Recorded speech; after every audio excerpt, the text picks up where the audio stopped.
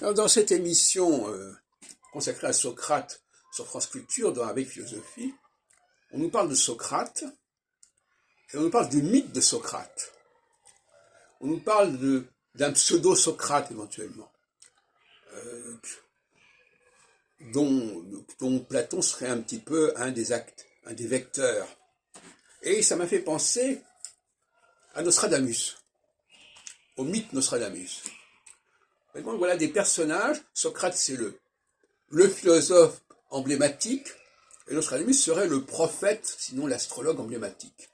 Et donc on construit une apologétique, c'est-à-dire il y a une apologie de Socrate, une apologétique dithyrambique autour de ces deux personnages, et c'est intéressant de les mettre en parallèle, parce que justement, il s'agit de déconstruire ce mythe, et dans le cas de Platon, par exemple, qui a publié, si on peut dire, les dialogues socratiques, eh bien, on peut dire qu'on a à peu près la même chose avec Nostradamus. On attribue à Nostradamus des choses dont il n'est pas l'auteur et qui ont d'ailleurs été produites par la suite.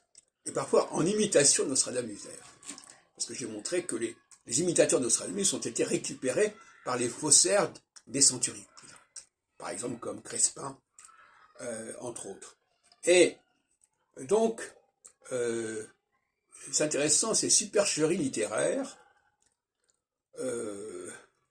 orchestrées à des époques très différentes, parce qu'il y a quand même 2000 ans d'écart entre Socrate et Nostradamus, hein, et puisque Socrate vivait au 5e siècle avant notre ère, et Nostradamus au 16e siècle, mais c'est le même processus, c'est la même stratégie,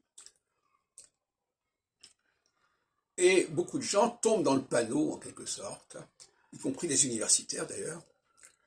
Ils ne voient pas qu'il y a là une recherche d'archétypes emblématiques, voilà.